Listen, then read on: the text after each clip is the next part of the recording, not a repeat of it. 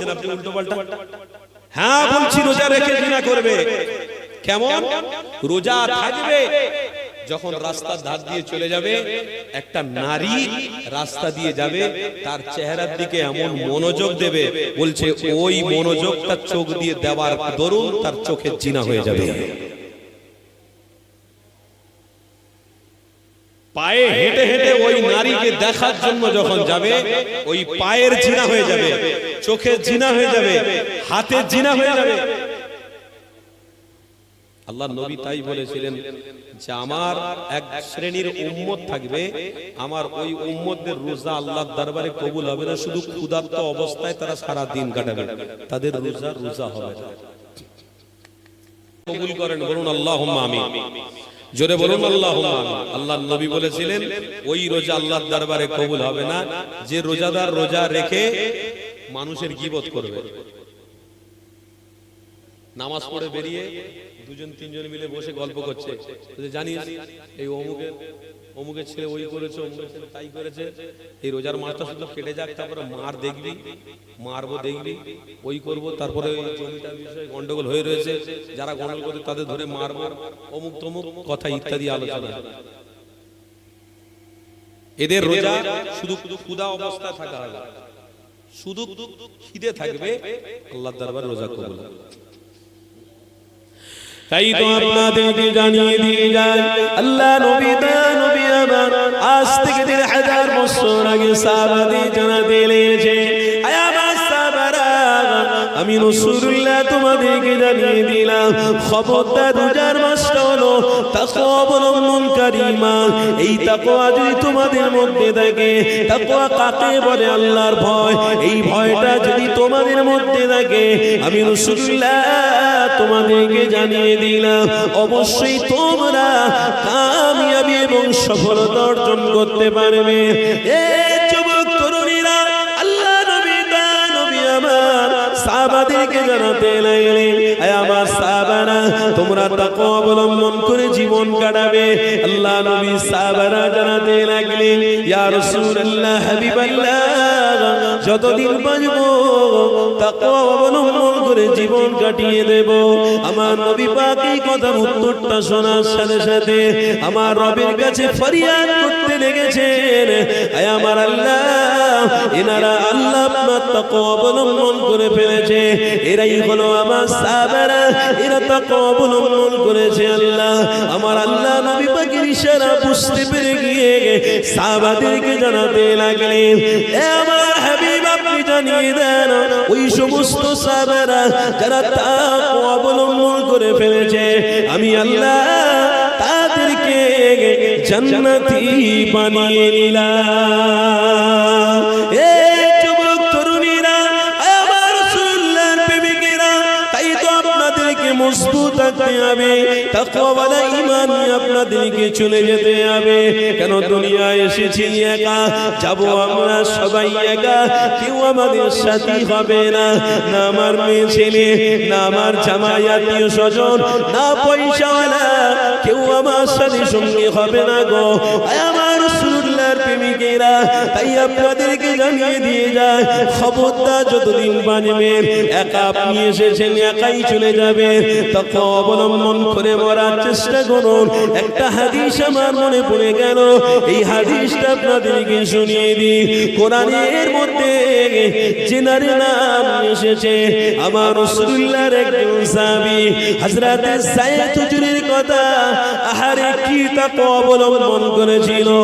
এই যুবক তরুণীরা, ইসলামের মধ্যে সর্বশ্রেষ্ঠ নবী ওই রাসূলুল্লাহর সাথে সম্পর্ক হওয়াতে হযরত সাইয়্যিদ কতটা খুশি হয়েছিলেন, কতটা আনন্দ করেছিলেন, একটু কথাটা বললে আপনারা বুঝতে পেরে যাবেন। আমার রাসূলুল্লাহ সাহাবী 12 বছরের বাচ্চা হযরত সাইয়্যিদ হুজুর আমার বাপ মা হারিয়ে ফেলেছে, বাপ মাকে চেনেন না, জানেন না, আমার রাসূলুল্লাহর কাছে চলে আসলেন। এই যুবকেরা, আল্লাহ নবীর খিদমতে হযরত সাইয়্যিদ রয়েছে, আমার রাসূলুল্লাহ রাসূলুল্লাহর ভালোবাসা, আমার রাসূলুল্লাহর প্রেম হযরতে যায়েদ মুগ্ধ করে ফেলেছে। আল্লাহ নবী সাহাবী হযরতে যায়েদ আমার রাসূলুল্লাহর সুহবতে ওঠা বসা করতে লেগেছে। এক তারিখে দেখা যায় আমার রাসূলুল্লাহ মক্কা জমিনে রয়েছে। আমার রাসূলুল্লাহর কাছে খবর দেওয়া হলো কেউ এসেছে ওমান দেশ থেকে। ইয়া রাসূলুল্লাহ, ইয়া হাবিবাল্লাহ, আপনার সাথে দেখা করতে এসেছে। আল্লাহ নবী ওয়াদা দিলেন, আসতে দাও, দেখা করো। তিনার বাপ তিনার মা আল্লাহ নবীর সামনে দাঁড়িয়ে গেলেন। আল্লাহ নবী সাহাবী হযরতে যায়েদ আমার নবী পাকের পাশে চুপ করে বসে রয়েছে। আমার নবী পাক মানুষগুলোকে দেখে বলতে লাগলেন, এ বাবা, কে তোমরা, কোথায় বাড়ি তোমাদের? ওই সময় যায়েদের পিতা মাতা দাঁড়িয়ে দাঁড়িয়ে আল্লাহ নবীকে জানাতে লাগলেন, ইয়া মুহাম্মদ, আপনার পাশে যে বাচ্চা ছেলেটা বসে রয়েছে ওইটা হলো আমাদের কলিজার টুকরা বাচ্চা। ওই বাচ্চার খোঁজ পেয়ে আপনার কাছে এসে হাজির হয়েছি। আমার রাসূলুল্লাহ তখন বলতে লাগলেন, এ বাবা যায়েদ, তোমার পিতা এসেছে বাবা, তোমার মাতা এসেছে বাবা, যাও তোমার পিতা মাতার সঙ্গে দেখা করে আসো। আমার রাধানগরের ইমানদার মুত্তাকি আমার বাবায়েরা, শোনো, তাকওয়া কেমন অবলম্বন করতে হয়, প্রেম কেমন রাখতে হয়, আল্লাহর ভয় কেমন থাকে, রাসূলুল্লাহকে পেয়ে তারা রাসূলুল্লাহকে কেমন মহব্বত করেছে।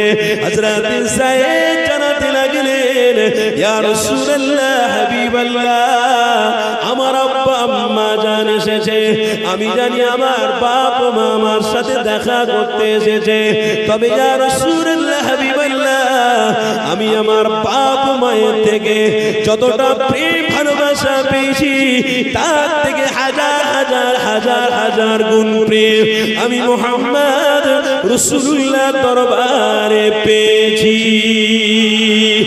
আর জোরে বলুন,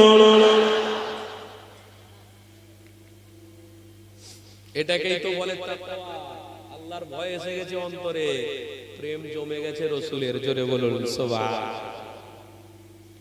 তুমি রোজা রাখছো, রোজার মাস শেষ হয়ে যাবে, তারপরে যুবকদের দেখবে মসজিদ বলে মসজিদ, আর দেখার দরকার নেই, যা হয়েছে হয়ে গেছে। ইমাম সাহেবের সঙ্গে মুসাফা হলো, হ্যাঁ রোজার মাসে খুব ঘন ঘন মসজিদে দেখতাম, এখন কি হুজুর একটু কাজে ব্যস্ত হয়ে গেছি, তো দোয়া করুন, কাজে ইনকামে আল্লাহ যেন বরকত দেয়। আলে ইনকামের জন্য হুজুরকে বলছো দোয়া করতে, কাজের জন্য হুজুরকে বলছো দোয়া করতে? তোমার তকদির 5000 বছর আগে আল্লাহ লিখে দিয়েছে। তোমার তকদিরে কি হবে না হবে সেটা আল্লাহ লিখেই পেটিয়েছে। তুমি না চাইলে আল্লাহ তোমাকে রুজি দেবে। রিজিকের জন্য আল্লাহর কাছে চাইতে হবে না। হুজুরের সঙ্গে দেখা হয়েছিল, হুজুরকে যদি এটা বলতে, হুজুর কালকে নামাজ ছেড়ে গিয়েছে, হুজুর আপনি দোয়া করেন তাকওয়াওয়ালা ইমানদার হয়ে যেন মরতে পারি, ইমানদার হয়ে যেন দুনিয়া ছাড়তে পারি, হুজুর এটার জন্য আপনি দোয়া করেন। কি বলছে মুসাল্লি? কাজে একটু ব্যস্ত হয়ে গেছি তো হুজুর একটু দোয়া করবেন আল্লাহ যেন রুজিতে বরকত দেয়। তো বরকত দিলে হুজুরের কি লাভ হবে? না হুজুর আপনাকে হাদিয়া একটু বেশি করে দেবো। তো হুজুর হাদিয়া লিখ কি করবে? তোমার হাদিয়া লিখ 60 বছর চলে যাবে। এই রাধানগরের এই যে মানুষগুলো আপনারা এসেছেন আজকের মহব্বত করে আমার পকেটে কিছু দেবেন, তো এটা নিয়ে আমার 40 বছর বা 50 বছর যদি আল্লাহ বেঁচিয়ে রাখে, এই টাকায় কি আমার চলে যাবে? এই গাড়িয়ে উঠে এখান থেকে বাড়ি না যেতে যেতে টাকা শেষ হয়ে যাবে। কথা বলার উদ্দেশ্য হলো আমার এটা যে হুজুরের সাথে আপনার দেখা হলো, হুজুর জিজ্ঞেস করলেন ঘন ঘন মসজিদে দেখতাম রমজানে, এখন নেই কেন? হুজুর কাজে ব্যস্ত হয়ে গেছি তাই যেতে পারছি না। আপনি দোয়া কেন যেন আল্লাহ রুজিটা আরো বরকত দেয়। আরে রুজির মালিক আল্লাহ, চিন্তা আপনাকে করতে হবে না। বেঁচে থাকলে আল্লাহ রুজি অবশ্যই দেবে, তবে চিন্তা আপনাকে করতে হবে আল্লাহ আপনার ভয় নিয়ে ইমানদার হিসেবে যেন মরতে পারি। রোজা এসেছে বেঁচিয়ে রাখবেন, এইরকম নামাজ পড়তে পড়তে আবার রোজা পাই, আবার রোজার মাস পাই, আবার রোজার মাস পাই, এই আশা যদি বান্দার থাকে আমার আল্লাহ তার হায়াতকে বাড়িয়ে দিয়ে তাকেই আল্লাহ জান্নাতের মেহমান বানিয়ে নেবে। কিছু কিছু ছেলেরা তো এখন থেকে তৈরি হচ্ছে, এখন থেকে ফোনে যোগাযোগ করছে, শুধু অপেক্ষা কর রোজাটা কাটুক। কাকে ফোন করছে? কোন একটা মেয়েকে ফোন করছে, নারীকে ফোন করছে, শুধু অপেক্ষা কর ঈদটা কাটুক, ঈদের দিন তোকে সিনেমা হলে নিয়ে যাবো। এই ঈদের দিনে তোকে পার্কে নিয়ে যাবো ঘুরতে, চিন্তা করিসনি না? বলো না, মেয়ে ছেলেটার সাথে যখন কথা বলছে, মেয়েটা যখন আস্তে আস্তে করে একটু পিছু হেঁটে যাচ্ছে, কথাবার্তা একটু কম বলছে, তখন মেয়েটা বলছে, স্মরণ করে দিচ্ছে রোজা আছে। রোজা আছে তো কি হয়েছে, অসুবিধা, আল্লাহ মাফ করতে। ভালোবেসে দুজন কথা বলছি, আল্লাহ কি জানে না? আল্লাহ সব জানে, আল্লাহ ক্ষমা করে দেবে। বলো না, অসুবিধে নেই। রোজা রেখে কথা হচ্ছে, জোহরের নামাজ ছেড়ে গেল, রোজা হচ্ছে। আসরের নামাজ ছেড়ে গেল, রোজা হচ্ছে। কি গো, আমার কথায় কষ্ট পাচ্ছেন নাকি? রোজা হচ্ছে, জোহরের নামাজ ছেড়ে গেছে, ফোনে কথা বলতে বলতে। আসরের নামাজ ছেড়ে গেছে, ফোনে কথা বলতে বলতে। তারপরে মাগরিব এসেছে, এই আর 15 মিনিট মাত্র বাকি আছে, কোনটা রাখ, তাড়াতাড়ি রাখ। তাড়াতাড়ি হুটোপাটা করে উজু করে নিয়ে আল্লাহর ঘরে গিয়ে দোয়াটাও পেলুনি কিছু না, গাপ গাপ করে খেয়ে নিল। ও রোজার কি মূল্য ভাব? কিছু ছেলে এখন থেকে তো চিন্তা করেই রেখেছে যে ঈদের দিনে বড় বড় ডিজে নিয়েছে, হুড়ে নাচ গান হবে। এখন থেকে পরিকল্পনা হচ্ছে হুড়ে নাচ গান হবে ঈদের দিনে। কে মলি সাহেব কি করবে দেখে নেবো। ভাই মলি সাহেব তোদের কবরে যাবে না। আর যে মাইকওয়ালাকে তোরা ভাড়া করে নিয়ে আসবি, সে শুধু পাক দেবে আর হুড়ে বক্সের ডিগ ডিগ করে আওয়াজ হবে, সেও কিন্তু তোর সাথে কবরে যাবে না। তবে মলি সাহেবের পিছনে যদি ইক্তেদা করে জোহর আর আসর মাগরিব এসা ফজর 5 ওয়াক্ত নামাজ যদি পড়ে নিস, ইনশাআল্লাহ এই নামাজ পড়ার ওসিলাতে আল্লাহ তোর কবরটা জান্নাতের বিছানা বিছিয়ে দেবে। এটা আমার আপনার দরকার আছে না নেই? ঈদের দিনে তাহলে আনন্দ করতে গিয়ে সিনেমা হলের সামনে মোল্লারা লাইন দেবে না? সিনেমা হলের সামনে মোল্লারা ছেলেরা লাইন দেবে তো? আর গায়ের মুসলিমরা তারা বলে দখল করে নিয়েছি আমরা, হয়ে গেছে, বিনা ফুকে কাজ হয়ে গেছে, বিনা পয়সায় কাজ হয়ে গেছে। বলে কি কাজ হয়েছে? যেটা আমরা চেয়েছিলাম যে আমাদের ডিজাইনে এরা যেন হয়ে যায়, আমাদের মতো যেন এরা হয়ে যায়, তাহলে এরা বিনা ওষুধে এরা আমাদের মতন হয়ে গেছে। বাহ, কত সুন্দর হচ্ছে, ঠিক হয়েছে। যে হাঁড়িটা আপনি দোকান থেকে কিনে আনলেন, আর ওই হাঁড়িটা ধুয়ে ওতে চাল দিয়ে ওতে পানি দিয়ে আর হাঁড়িটাকে বসিয়েছেন চুলোর উপরে, ভাত হচ্ছে, এদিকে জাল দিচ্ছেন আর ওদিকে পানি top top top top top top করে পড়ে যাচ্ছে। বলুন ভাত হবে? কি বলছেন, ভাত হবে? ভাত হবে? পানি শুকিয়ে গেলে ভাত হবে? কড়কড়ে থেকে যাবে। সারা মাস রোজা রেখে ঈদের দিনে তুমি এমন একটা গুনাহ করছো, শয়তান দেখে হাসছে। মুসলমান ঘরের আমার বাপ ভাইদের অনুরোধ করছি, হাত দুটো জড়ো করে বলে দিচ্ছি, আর নয়, যা হওয়ার হয়েছে। জীবনে যতদিন বাঁচবেন এই শরীয়তের উপরে থেকে আমরা বেঁচে থাকবো, শরীয়তের উপরে থেকে আমরা মরে যাব। বলুন ইনশাআল্লাহ, জোরে বলুন না ইনশাআল্লাহ। তাকবীর দেন না, নারে তাকবীর। আসেন আমার রাসূলুল্লাহ সাহাবী হযরত সাইয়্যিদ হুজুরের আলোচনা সমাপ্তি করব। এ যুবকেরা, আয় আমার রাসূলুল্লাহ দিওয়ানারা, আল্লাহ নবী সাহাবী হযরত যায়েদ আমার রাসূলুল্লাহ সামনে দাঁড়াতে লাগলেন। ইয়া রাসূলুল্লাহ, হাবিবাল্লাহ, আমার আম্মা জান আমার আব্বা জানের থেকে আমি আপনার কাছে হাজার হাজার হাজার হাজার গুণ মুহাব্বত এবং ভালোবাসা পেয়ে গেছি। এটা বলার উদ্দেশ্য হলো, আমার আল্লাহকে যারা খুশি করতে চায় তারা রাসূলুল্লাহকে মুহাব্বত করে ফেলো। রাসূলুল্লাহকে যারা মুহাব্বত করলো, আল্লাহ তাদের জন্য জান্নাতের মেহমান বানিয়ে দিল, আল্লাহ তাদেরকে জিয়ারত দিদার দিল, আল্লাহ তাদেরকে জান্নাতের নাজ নিয়ামত দিল। এই যুবক তরুণীরা, এই হাদিসের মধ্যে আরেকটা শিক্ষা লুকিয়ে রয়েছে। আল্লাহ নবী সাহাবী হযরত যায়েদ আমার রাসূলুল্লাহর সাথে রয়েছে, বাপ মা রয়েছে। আল্লাহ নবী সাহাবী হযরত যায়েদকে নিতে এসেছে। আমার রাসূলুল্লাহ সাহাবী যখন বলতে লাগলেন, আব্বা জান আমার আম্মা জান আপনারা বাড়িতে ফিরে চলে যান, আমি সাইয়েদ আর কোনোদিন যাব না।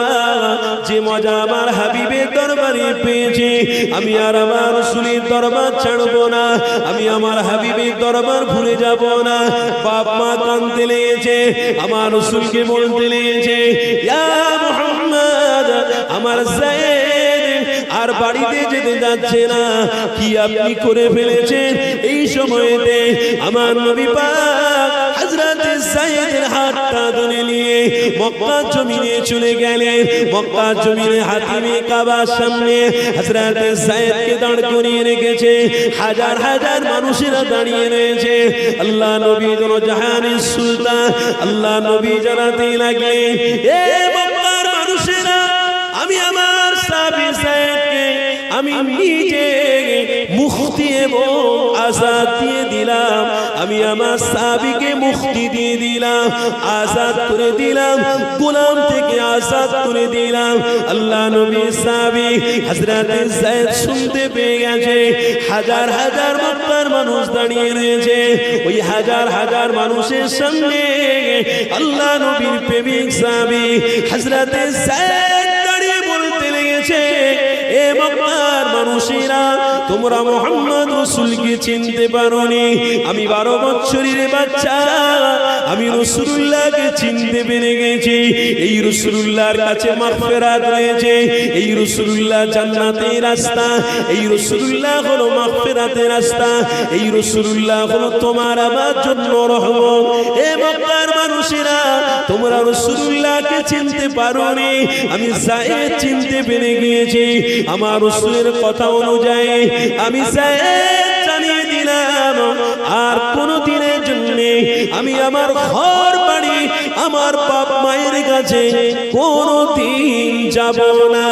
এই জন্য যাব না যে নবীর সাথে সম্পর্ক করে ফেলেছে, আল্লাহ তার জন্য জান্নাতের মেহমান বানিয়েছে।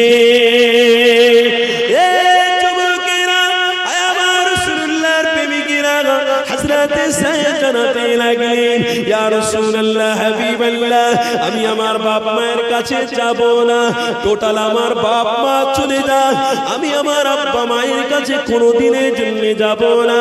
আল্লাহ নবী সাহাবী সাইয়েদ বলতে লাগলেন, ইয়া রাসূলুল্লাহ হাবিবাল্লাহ, যে নবী পেয়েছি এটা আমার জন্য কপাল, যে রাসূল পেয়েছি এটা আমার জন্য তকদীর। ইয়া রাসূলুল্লাহ হাবিবাল্লাহ, আমি সাইয়েদ আপনার কদম থেকে সরে কোনোদিন যাব না।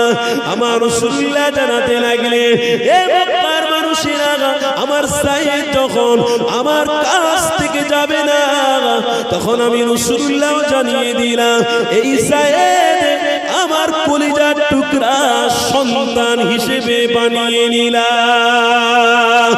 আরো জোরে বলুন নারে তাকবীর। এটাকেই বলে তাকওয়া, এটাকেই বলে। আমরা ইমানদারের ঘরে জন্ম হয়েছি, আমরা ইমানদার হিসেবে থাকবো, ঈমান নিয়ে জান্নাতে যাব। বলুন ইনশাআল্লাহ, জোরে বলুন ইনশাআল্লাহ। তাহলে ইমানদার হিসেবে এই সমস্ত কর্মকাণ্ড আমাদের অন্তরে থাকবে না? থাকবে না। বেদিনদের কর্মকাণ্ড আমাদের মধ্যে থাকবে নাকি? থাকবে নাকি? একদম মজবুত হন। ভাগড় আপনারা রাধানগরের মানুষ, মজবুতির সঙ্গে থাকবেন। বলে গেলাম তাকওয়াওয়ালা ঈমান নিয়ে আমরা মরতে চাই, এলি তেলি নয়। আমরা হলাম রাসূলের উম্মত। জোরে বলুন সুবহানাল্লাহ। আল্লাহ আমাদেরকে কবুল করে নেন। বলুন আল্লাহুম্মা। যাক, দেখতে দেখতে তো সময় তো এগিয়ে চলে যাচ্ছে, সময় তো কারোর জন্য দাঁড়াবে না। আগের বছরে একটুখানি কালেকশন করেছিলাম, এই বছরে মাশাআল্লাহ কমিটির সাহেবাদের একটু অনুরোধে আপনাদের কাছে একটুখানি বলবো পয়সার কথা। কি গো, আপনারা সকলে রাজি আছেন তো? মাশাআল্লাহ হুজুর এসেছেন, একটু তাকবীর দেন, নারে তাকবীর।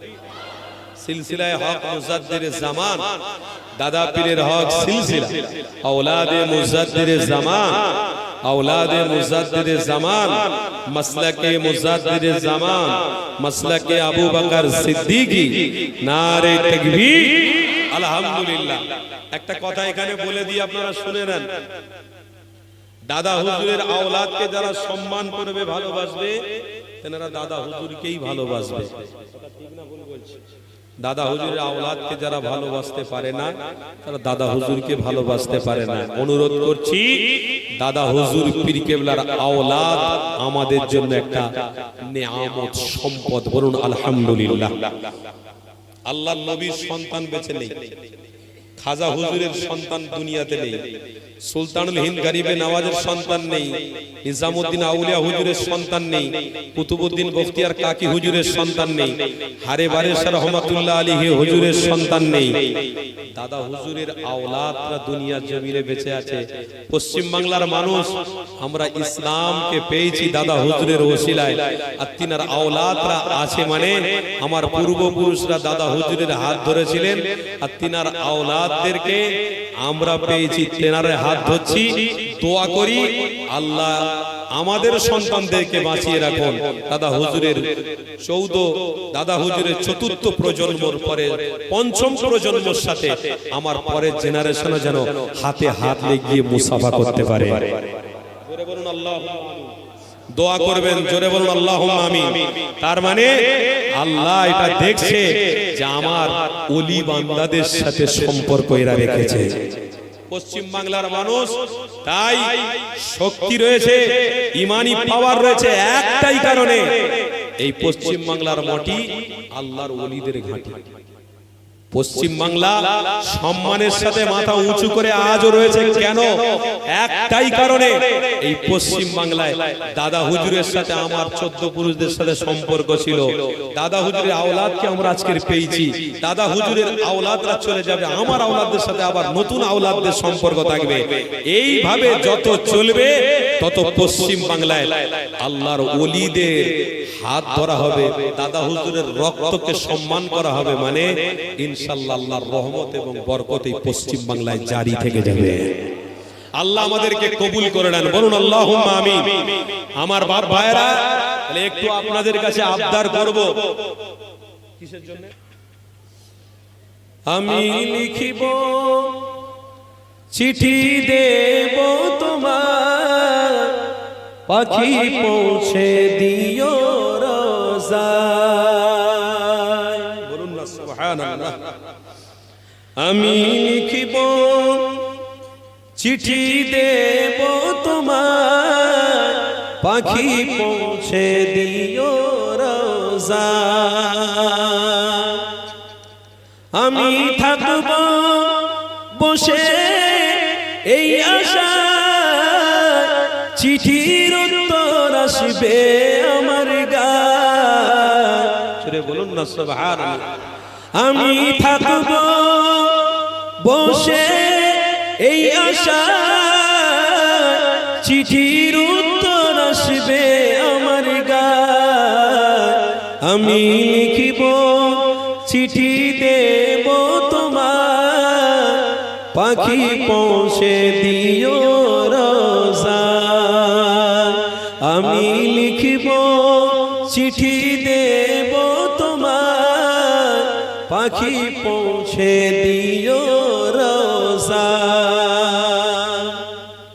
কবে আসবে মদিনার পেগাম, গায়ে বাঁধব হাজিদের ইহরাম। বলুন না সুবহানাল্লাহ, জোরে বলুন আল্লাহুম্মা আমিন। কবে আসবে মদিনার পেগাম, গায়ে বাঁধব হাজিদের ইহরাম। আমি ঘুরব মদিনার চারিপাশ, দু চোখে দেখব সবুজ গুম্বাদ। জোরে হবে না, নারে তাকবীর। আমি ঘুরব মদিনার চারিপাশ, দু চোখে দেখব সবুজ গুম্বাদ। আমি লিখিব চিঠি দেব তোমার, পাখি পৌঁছে দিও রোজায়। আমি লিখিব চিঠি দেব তোমার, পাখি পাখি পৌঁছে দিও রোজায়। তৃষ্ণায় কাতর আমার এই মন, তৃষ্ণা মেটাবে কূপ জমজম। জোরে বলুন না সুবহানাল্লাহ। তৃষ্ণায় কাতর আমার এই মন, তৃষ্ণা মেটাবে কূপ জমজম। সে পানি মাখবো আমি সারা গায়, পাখি পৌঁছে দিও রোজায়। সে পানি মাখবো আমি সারা গায়, পাখি পৌঁছে দিও রোজায়। আমি লিখিব চিঠি দেব তোমায়, পাখি পৌঁছে দিও রোজায়। আমি লিখিব চিঠি দেব তোমায়, পাখি পৌঁছে দিও রোজায়। আল্লাহুম্মা সাল্লি আলা। কোটি কোটি টাকার মালিক। আজকে সারা পৃথিবীতে দেখছেন না কি একটা অস্থিরতা পরিবেশ তৈরি হয়েছে, যে অস্থিরতা পরিবেশের মধ্যে সমস্ত মানুষ আতঙ্কের মধ্যে আছে। আজকের আমরা নিজেরাই উপলব্ধি করতে পারছি, আমাদের আল্লাহর ঘর, মসজিদ, কবরস্থান, ঈদগাহ, ওয়াকফ সম্পত্তি সব বলছে তাদের, তারা নিয়ে নেবে। দেখুন আমার বাপ ভাইরা, কেউ পৃথিবীর জমিনে মায়ের গর্ভ থেকে নিয়ে আসেনি আর নিয়েও যাবে না। সব কিছু আল্লাহু লা ইলাহা ইল্লা হুয়াল হাইয়ুল কাইয়্যুম, তিনি হলেন মালিক, এসবের মালিক তিনি। আজকে যারা বলছে নিজেদের অস্তিত্বকে টিকিয়ে রাখার জন্য, যারা মসজিদ, যারা মাদ্রাসা, যারা খানকা, যারা ঈদগাহগুলোকে, যারা কবরস্থানগুলোকে বলছে আমাদের আমাদের আমাদের বলে কিছু নেই, আমরা মুসলমান লিল্লাহি রাব্বিল আলামিন, আল্লাহকে মহব্বত করি, রাসূলুল্লাহকে মহব্বত করেছি বলে আল্লাহ আমাদেরকে প্রাধান্য দিয়েছেন, কবুল করেছেন। তাই প্রত্যেকটা বান্দা যদি এই রাস্তাকে মজবুত করে ধরে রেখে মরতে পারে, আমরা গরিব কিচ্ছুর দরকার নেই, মৃত্যুর পরে কবরটা আমাদের জন্য জান্নাতের বিছানা হয়ে যাবে। তাই এটা আমাদের কৃষ্টি কালচার, এগুলো আমাদের করতে হবে বাপ, এগুলো থেকে আমাদের দূরে সরলে হবে না।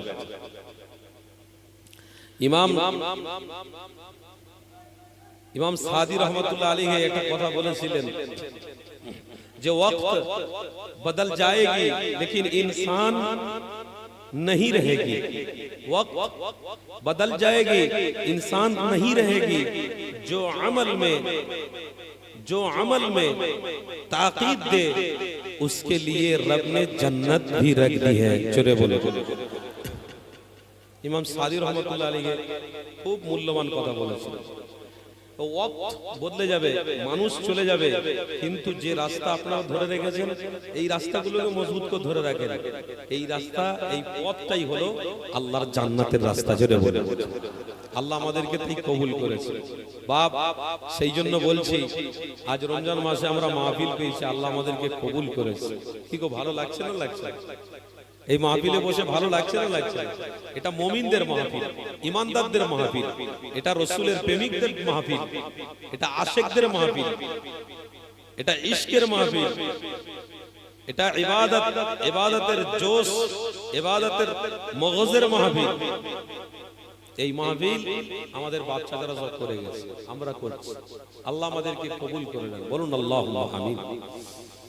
দরুদ শরীফ আল্লাহুম্মা সাল্লি আলা সাইয়্যিদিনা মাওলানা মুহাম্মদ ওয়া আলা আলি সাইয়্যিদিনা মাওলানা মুহাম্মদ।